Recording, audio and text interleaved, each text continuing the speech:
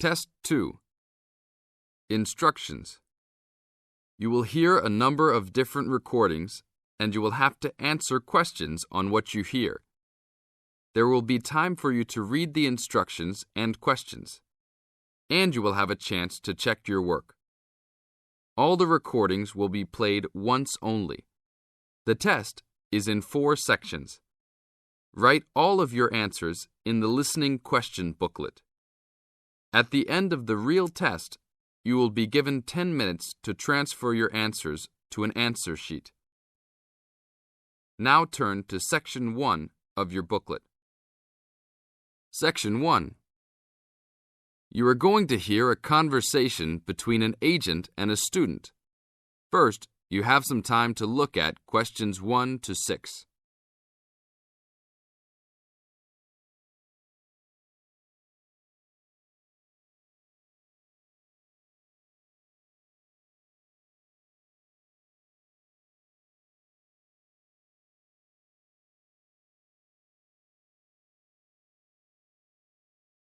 Now listen to the tape and answer the questions. Good afternoon. Good afternoon. Do you rent apartments here? Yes, among other things. Are you looking to rent an apartment? Maybe, but I think I might actually be more interested in renting a house. Do you rent those as well? Yes, we do. Will you be renting alone? No, I have 2 friends that will live with me, but I'll be the primary renter. My friends don't have a source of income, which is kind of disappointing, but I do. I'm an artist, and I've already sold a number of paintings. I just moved to town to try to get more of my work shown. Oh, so you would like to be near the uptown area? That's where most of the galleries are, right? Yes, and there's a large area of homes only a couple of blocks away. Great. I don't have a car, so I prefer being within biking distance of the galleries. That would certainly be possible. Well, let me see. There's a large 4-bedroom house right off Main Street. That sounds good. I'd love to have extra rooms for my paintings. How much is it per month? Around $950. Ouch, that's too much for now. Do you have anything a bit cheaper? I have a 3-bedroom that's for $650. That is definitely affordable, but I did want at least 1 extra room. Is there anything else with more rooms? Oh, here's another 5-bedroom that's vacant right now. It's further away, about a mile from the gallery area, but they're only asking $800. That's a deal for so much space. Well, a mile isn't so bad. It's only a 5-minute bike ride, and that price is okay. I'd like to see that one. Can you give me the address? Sure. It's on 1566 Honeysuckle, Honeysuckle Drive, Wood Heights.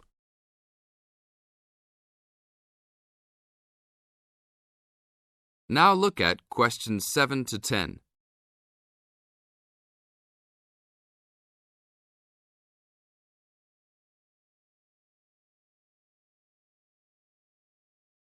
As the talk continues, answer questions 7 to 10. Such a lyrical street name. I like it. Is it furnished? Partially. It has a couch and chairs, a dining table, refrigerator and stove, a wardrobe, a couple of dressers and such, but no beds. Does it have a washer and dryer? It doesn't say here. But why don't you go and take a look? Here's a key. Just bring it back today before 5. We'll do that. An hour or 2 later. Hi, you're back. How did you like it? A lot.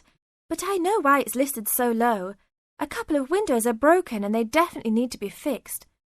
I'm surprised no one has broken into the house and taken anything. That should be fixed right away. No problem. I'll get a work crew out there today. That should be fixed even if you don't rent it yourselves. Did they have a washer and dryer? No, but I can wash clothes by hand until I find good used ones. There was another thing, though. The tiles in the kitchen floor were broken and lying all over the place. You'd need to put in a new kitchen floor as well. OK, I'll talk about that with the landlord. If you can do those 2 things, then I'll take it as soon as you're ready. This is the end of Section 1. You now have half a minute to check your answers.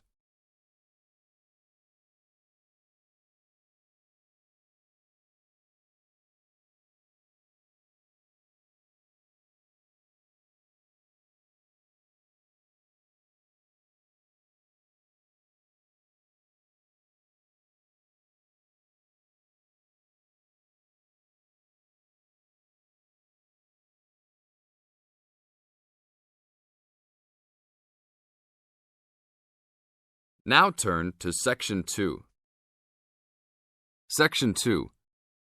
You are going to hear a talk given by Dr. Wallace. First, you have some time to look at questions 11 to 20.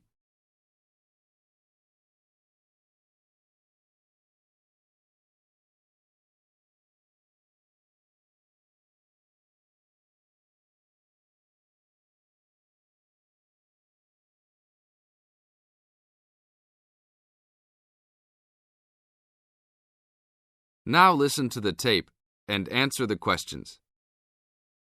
Good afternoon. I'm glad you all found your way here. Now I'd like Dr. Wallace to introduce us to the Arboretum. Good afternoon. Although at first glance the Arboretum may look like a park, it is a research and teaching facility that also provides a place for people to develop a positive relationship with nature. When the University of Wisconsin-Madison purchased the land, mostly during the 1930s, much of it bore little resemblance to its pre-settlement state. Instead, it had been turned into cultivated fields and pastures that had fallen into disuse. The university's Arboretum Committee decided early on to try to bring back the plants and animals that had lived on the land before its development. Though they may not have anticipated it at the time, the committee's foresight resulted in the Arboretum's ongoing status as a pioneer in the restoration and management of ecological communities. In focusing on the re-establishment of historic landscapes, particularly those that predated large-scale human settlement, they introduced a whole new concept in ecology, ecological restoration, the process of returning an ecosystem or piece of landscape to a previous, usually more natural condition. Madison was a fast-growing city in the 1920s. Fortunately, some leading citizens recognized the need to preserve open space for Madison's residents. Most of the Arboretum's current holdings came from purchases these civic leaders made during the Great Depression. In addition to inexpensive land, the Depression brought a ready supply of hands to work it. Between 1935 and 1941, crews from the Civilian Conservation Corps were stationed at the Arboretum and provided most of the labor needed to begin establishing ecological communities within the Arboretum. Efforts to restore or create historic ecological communities have continued over the years, with the result that the Arboretum's collection of restored ecosystems is not only the oldest, but also the most extensive such collection. In addition to these native plant and animal communities, the Arboretum, like most arboreta, has traditional collections of labeled plants arranged in garden-like displays. These horticultural collections, featuring trees and shrubs of the world, are the state's largest woody plant collections. This is the end of Section 2. You now have half a minute to check your answers.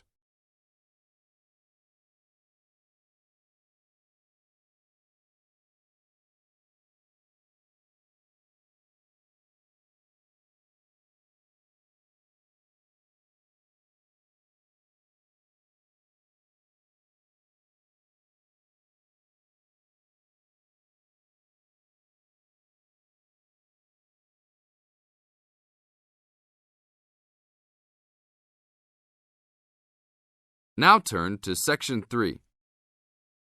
Section 3. You are going to hear a conversation on rivers. First, you have some time to look at questions 21 to 25.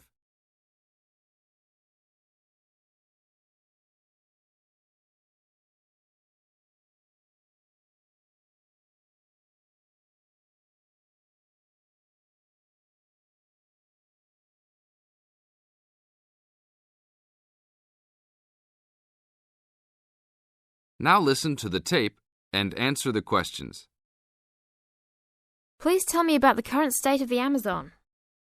We have increased deforestation, increased human population relating to deforestation, and a role of fire in the Amazon on a scale that's never been seen in history. At the same time, you can see progress in trying to counter that negative trend. How do you see this? We see this in the creation of national parks and indigenous areas, and efforts to fund sustainable development activities for locals. We see both good and the bad, and it's going to be a race to finish. I understand that you started the Minimum Critical Size of Ecosystems project. Could you tell me about it? A number of years ago, it became apparent that those practicing conservationists didn't have the scientific information available to properly design a conservation area. They didn't know how big it had to be, right? People were learning that as forests fragment, the fragments begin to shed species after they become isolated, so they end up becoming poor examples of what they had been. This relates to the size of the fragment. Do people still study this? Yes, there is a rich subfield of conservation biology that looks at the efforts of fragmentation. One of the consequences is a general policy response to set up protected areas that are fairly large, something on the order of 1,000 square kilometres.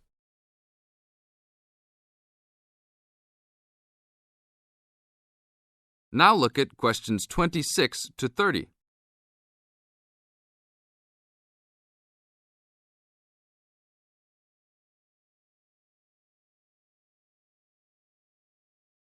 As the talk continues, answer questions 26 to 30. Can you talk a little bit more about the forest fragmentation? As habitats are destroyed, they are accompanied by habitat fragmentation. So when 50% of a forest is lost, the remaining 50% being is not one large block, but smaller pieces, which makes the conservation problem even worse than saying that 50% has been lost. And this affects not just forest, but species diversity, correct?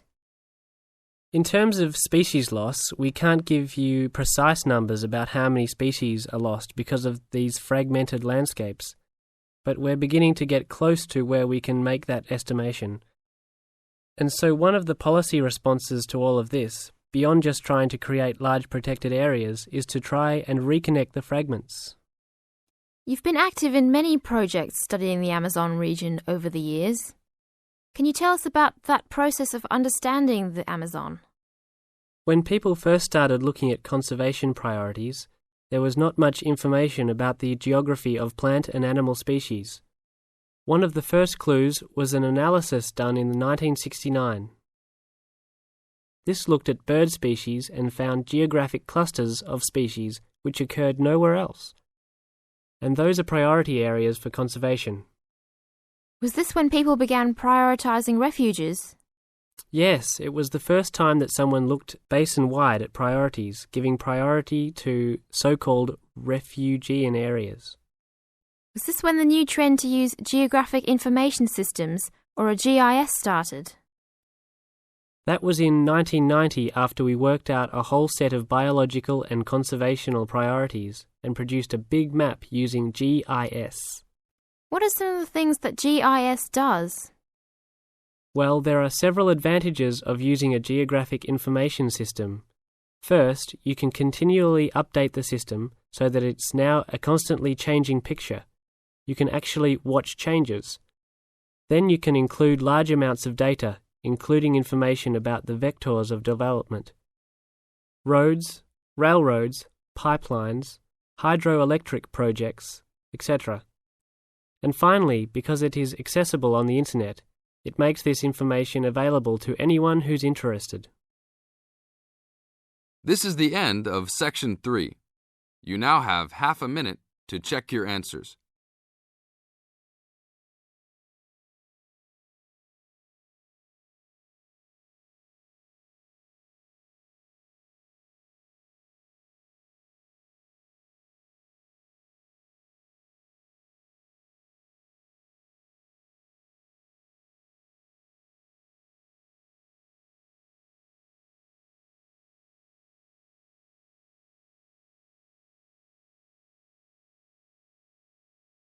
Now turn to Section 4. Section 4. In this section, you are going to hear a talk on wild rice. First, you have some time to look at questions 31 to 40.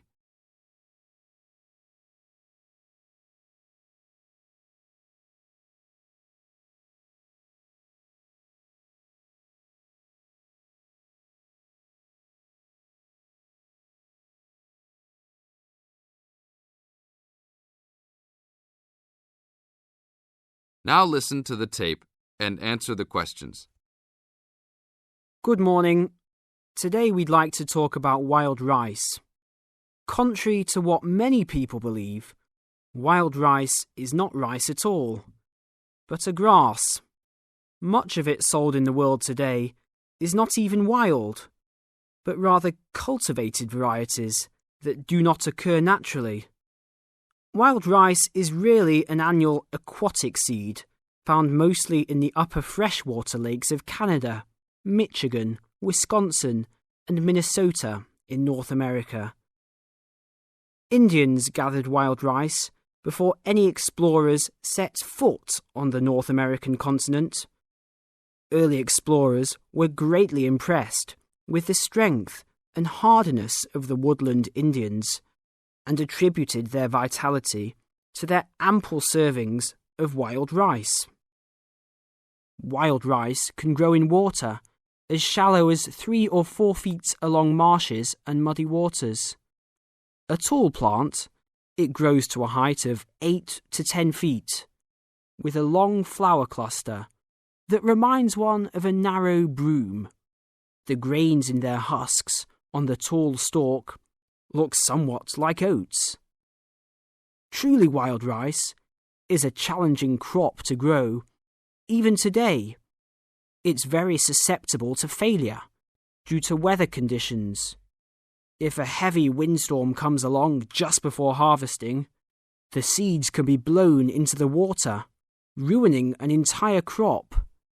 Harvesting at just the right time becomes a matter of beating the birds to it, since wild rice is considered a delicacy by many birds living in the area. Other challenges include insects, disease, poor drainage, and high waters. If the grains are too green, they are difficult to thresh or beat out of their husks.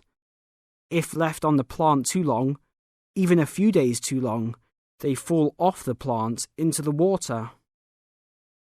Airboats have brought about recent improvements in commercial harvesting of the wild rice, while newer techniques for parching, winnowing, and hulling have been a help in saving time and labour.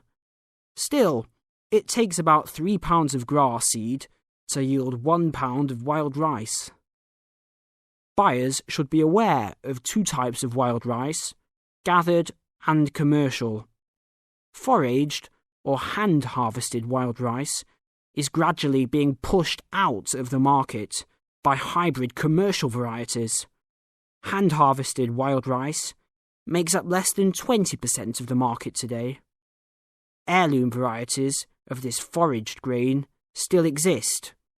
In fact, it is the only heirloom grain sold commercially. However, package labels can be deceiving.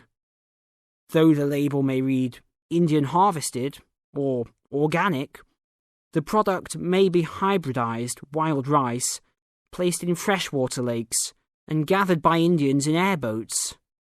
Hand-harvested, organic, and from the Great Lakes region is the real thing, with superior flavour and aroma, but it may be difficult to find. Though wild rice is one of the most expensive grains, it goes a long way. Some say that 1 pound of the grain can feed 30 people. To compensate for its high cost, try combining wild rice, half and half, with brown rice. For a truly colourful presentation, try 1/3 of each: white rice, brown rice, and wild rice. This is the end of Section 4. You now have half a minute to check your answers.